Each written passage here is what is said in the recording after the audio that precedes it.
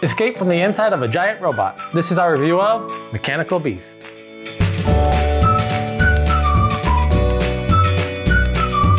Mechanical Beast is a tile-laying puzzle game that can be competitive or cooperative, and I thought it was really tricky how these rooms move.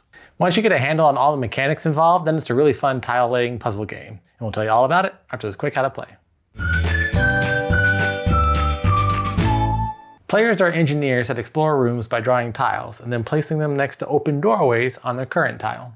Players can also manipulate room tiles by activating different gears in certain rooms. As players explore different rooms, they will find more people that need rescuing. Once the control room tile is placed, the rooms will start collapsing whenever the players leave the rooms empty. Players must then rescue all the people and get back to the entrance or the emergency exit if they have discovered it. The game ends and the player wins when all of the meeples in the game are safe, or they lose whenever an engineer is trapped without the possibility of escape. We were sent a copy of Mechanical Beast from the creator so that we could do this review. If you'd like to find out more information or buy a copy, check out the link in our description below. And if you're enjoying our content and haven't already, hit that subscribe button below.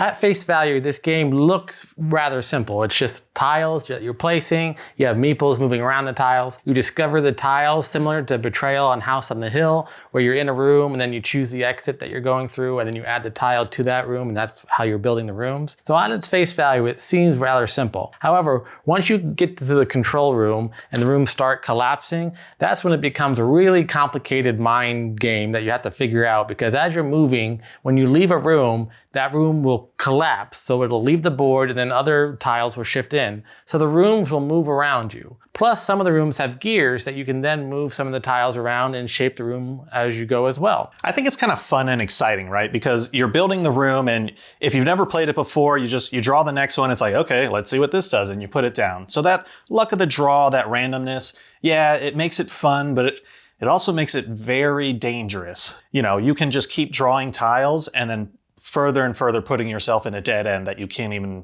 do anything. There were a couple times where I felt that way while we were playing, but you know, there are some ways to mitigate that. While you're playing, you can either choose to move your colored meeple or you can move the robot. So if you're in a room and you don't want that room to collapse, or if you're in a room and you don't really want to choose a new tile to draw and do something like that, you can move the robot and the robot can do certain things. So it does give each player a couple different options. However, once that one player moves the robot, then the next player has to then decide once the robot's in that new location. So it is an interesting mechanic with the robot, how you have two options on your turn and how each player has that same option, and then they also have their own meeple where they are. So I like the dynamics of those mechanics. Just talking about the theming and the story, right? I thought it was pretty funny. Like in my mind, I'm thinking about like Transformers or Power Rangers or Voltron or something where you're inside the robot and then like things shift. So like, this one, I guess you're just trying to escape. So hope they don't crush me. It's kind of what I was thinking. It kind of reminded me of the movie Cube, if you've ever seen it. It's a horror movie, kind of an indie thing, so not a lot of people have seen it. There, you go from room to room, and in each room there's a different trap, Saw-style type of horror movie. So it made me think of that, where what are we gonna draw? What's the new room? And when you get into it, it's like, we're trapped, or it's the control room, so now it's collapsing, or it's locked down, so now now you can't add new rooms, and now it's really gonna collapse a lot faster, and we're almost screwed at this point. It is interesting, and theme is kind of fun. I don't really understand the whole inside a giant robot. However, I do understand the room to room to room and it collapsing. Now there are these handy reference cards that are pretty straightforward with the turn. You either do this or this, and then they have pictures of like how you can turn the gear or what each gear does. Although it is helpful, it did take a minute for me to orient and be like, okay, hold on, what does this mean? So as you're looking at this, you know, you can look at it in more of a, I don't know, from different angles to understand how this room can turn from here to here. Where's that door going to end up? So it takes a lot of like mental, like spatial manipulation in order to predict like, oh, okay, I just turn it like that. I would recommend that you set up a couple different tiles and demonstrate to new players, all right, when this turns, this is what happens, because it's not super intuitive until once you start playing it, then it becomes second nature. And like, okay, we gotta turn this, we gotta turn this. For the most part, the gears that are on there, like looking at the illustration, now that I know how it moves, it does make sense. But before just looking at it, I'm like, it's a gear on a wall, that's a gear touching those other gears. So, you know, if you can make that connection after seeing it or playing it or noticing the demonstration, then it makes sense. But at the very beginning, it's like, I don't get it.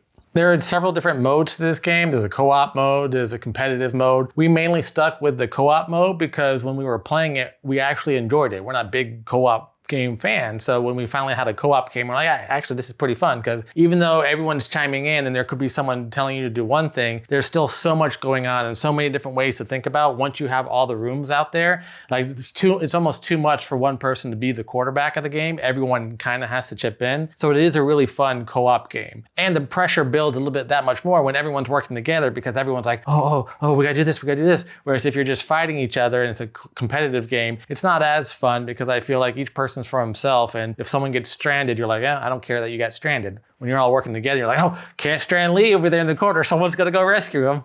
Thinking about this like a movie, right? I felt like when I played it, I was that character where it's like, stop going into the forest. Like, stop going away by yourself. It's like, I can't help it. It's just forcing me this way. Like, the game's forcing my hand. I can't do anything about it. Overall, I like the story and thinking about escaping a robot and, just trying to save everyone too. That was really fun. Like, let's go. The thing that kind of got me was like, it's cool because it's random, but it's not cool if it's all the random is bad to you sometimes. And that's how I felt. However, still had fun, and I'd probably give it a 5. Overall, I really enjoyed this game. I think the puzzle aspect and the getting out of the rooms is a lot of fun. However, I would say that getting into the game takes so much, wait, what are you talking about? How does it move? What happens here? If we weren't such big game fans, they went along with it like, okay, we're gonna understand it eventually. We'll keep going and then we'll get it and then we'll play it. Whereas if you're trying to teach someone who's never played these types of games or isn't that big into the puzzles or doesn't really care to focus on what you're trying to teach, then they may not wanna play it. So you may not get over that hurdle of you have to teach the game in order to play the game. And I think that's the main drawback with this. So I'm gonna give the game a 6. It's still fun. I just think that it has a few hurdles to get over if you wanna play this with a non-casual gamer. And that was our review of Mechanical Beast. What'd you think? Are you ready to escape from the belly of the beast? Let us know in the comments below. And if you're enjoying our content, please like this video and subscribe to our channel. And if you'd like to find out more information or buy a copy of the game, check out the link in our description below. Until next time, I'm Lee. And I'm Kenny. I go party like a board gamer.